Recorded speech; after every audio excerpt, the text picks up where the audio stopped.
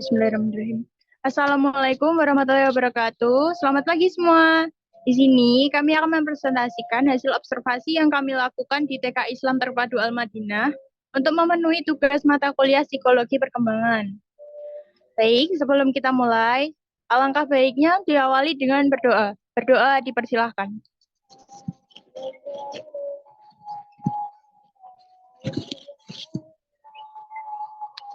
Cukup. Untuk bagian pertama, yaitu latar belakang, akan dibacakan oleh Saudari Ais. Waktu dan tempat, kami persilahkan. Oke, baik. Terima kasih, moderator. Di sini saya akan membacakan terkait latar belakang masalah. Pada anak usia dini merupakan pribadi yang memiliki karakter yang sangat unik. Akan tetapi, tidak sedikit pula orang yang merasa kesal dengan tingkah laku anak yang dianggap nakal atau susah diatur. Sebagai orang tua atau pendidik yang baik, sudah tentu harus mengerti dan memahami berbagai karakter dasar anak usia dini. Disebabkan karakter-karakter itulah yang akan menjadi pusat perhatian untuk dikembangkan dan diarahkan menjadi karakter yang positif. Nah, ada beberapa karakter dasar yang dimiliki oleh anak usia dini. Di antaranya, yang pertama bekal kebaikan, yang kedua suka meniru, yang ketiga suka bermain, dan yang keempat rasa ingin tahu yang tinggi. Selanjutnya, untuk tujuan dan manfaat akan dijelaskan oleh teman saya, kepadanya saya persilahkan Afifah. Baik, untuk tujuan dari laporan ini, 1. Mampu melihat sejauh mana perkembangan pada anak usia dini. 2. Mampu mengamati anak usia dini terkait perkembangan kognitifnya dan psikososialnya. 3. Memahami perilaku lingkungan pada anak usia dini.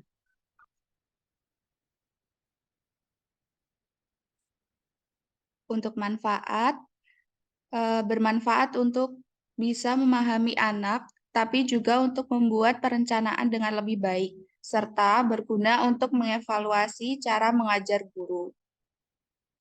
Selanjutnya akan dibacakan oleh teman saya. Selanjutnya, tinjauan materi. A. Perkembangan kognitif. Perkembangan kognitif adalah seluruh proses aktivitas mental yang berkaitan dengan persepsi, pikiran, ingatan, dan pengelolaan informasi. Kognitif sebagaimana dimaksud meliputi 1. Belajar dan pemecahan masalah, 2. Berpikir logis, 3. Berpikir simbolik. Faktor yang mempengaruhi perkembangan kognitif yaitu A. Faktor hereditas atau keturunan, B. Faktor lingkungan, C. Faktor kematangan, D. Faktor pembentukan, E. Faktor minat dan bakat, F. Faktor kebebasan.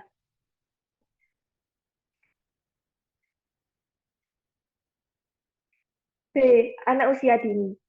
Anak usia dini merupakan kelompok manusia yang berada pada proses pertumbuhan dan perkembangan. Hal ini mengisyaratkan bahwa anak usia dini adalah individu yang unik, yang memiliki pola pertumbuhan dan perkembangan fisik, kognitif, sosio-emosional, kreativitas, bahasa, dan komunikasi yang khusus sesuai dengan tahapan yang sedang dilalui oleh anak. C. Perkembangan kognitif anak usia dini. Karakteristik perkembangan kognitif anak usia dini, perkembangan kognitif pada setiap tahapnya memiliki karakteristik tersendiri yang membedakan dengan tahap yang lainnya. Selanjutnya dibacakan oleh Wulan. Ya, adapun metodologinya yaitu 1. Pelaksanaan observasi. Menentukan objek yang akan diamati anak usia dini, mengamati perilaku terkait dengan aktivitas yang dilakukan saat pembelajaran berlangsung, dan mencatat hasil pengamatan. Yang kedua yaitu metode pencatatan data. Metode yang digunakan dalam penelitian ini adalah penelitian tindakan, penelitian yang bersifat partisipatif dan kolaboratif. karena melibatkan orang-orang yang ada di lingkungannya dan hasilnya dapat dinikmati bersama. Untuk selanjutnya akan dibacakan oleh Mbak Aisyah. Oke, selanjutnya terkait pembahasan dan hasil. Observasi ini dilakukan untuk mengamati perkembangan kemampuan kognitif pada anak usia dini ataupun dari segi sosial emosinya, motorik kasarnya ataupun motorik halusnya. Kemampuan kognitif dalam pengenalan warna, bentuk, dan tekstur melalui klasifikasi belajar per tema pada kelompok TKB di TK Islam Al-Madinah Surakarta. Dengan kegiatan klasifikasi tersebut, adanya keterlibatan anak secara langsung sehingga anak memperoleh pengalaman secara langsung dalam proses pembelajarannya. Subjek tersebut salah satunya ada pada kelompok TKB atau di TK Islam Al-Madinah Surakarta tersebut. Terkait hasil penelitian menunjukkan bahwa hasil observasi atau aktivitas pembekalan dan bimbingan guru pada anak didiknya sangatlah baik. Memiliki target siklus 70% hingga menjadi 80-90% dalam tiap bulannya. Pembelajaran yang dilakukan kepada siswa itu berfungsi untuk menumbuhkan tumbuh kembang atau segi kemanusiaan dari anak didik seperti pengembangan kecerdasan intelektual, kecerdasan emosional, kecerdasan spiritual, kecerdasan majemuk, dan bentuk-bentuk kecerdasan lainnya. Selanjutnya untuk kesimpulan dan saran akan dilanjutkan oleh teman saya. Ada yang seterusnya. Baik, kesimpulan dan saran, pembelajaran yang dilakukan kepada siswa ini berfungsi untuk menumbuhkan segi kemanusiaan dari anak didik seperti satu, kecerdasan emosional, yaitu kemampuan dari seorang individu untuk mengidentifikasi dan mengelola emosi dirinya sendiri serta emosi orang lain. Dua, kecerdasan intelektual, dapat dilihat dari perkembangan bahasa dan pemecahan masalahnya.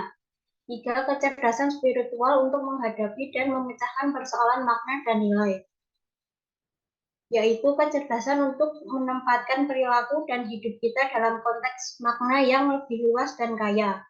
Kecerdasan majemuk di dalam pendidikan anak usia dini merupakan kemampuan untuk menyelesaikan masalah, menciptakan produk yang berharga dalam satu atau beberapa lingkungan budaya masyarakat. Saran, yaitu bermanfaat bagi orang tua, peserta didik, dan pengajaran dalam meningkatkan fungsi kognitif pada anak usia dini. Selanjutnya dilanjutkan oleh teman saya, Syafira. Baik, berikut adalah ada beberapa lampiran dari hasil observasi yang kami lakukan di sana, yaitu saat mereka sedang melakukan kegiatan pembelajaran. Next. Oke, sekian. Terima kasih. Jika ada pertanyaan, mohon kabari lihat WA aja ya. Oke. Assalamualaikum warahmatullahi wabarakatuh.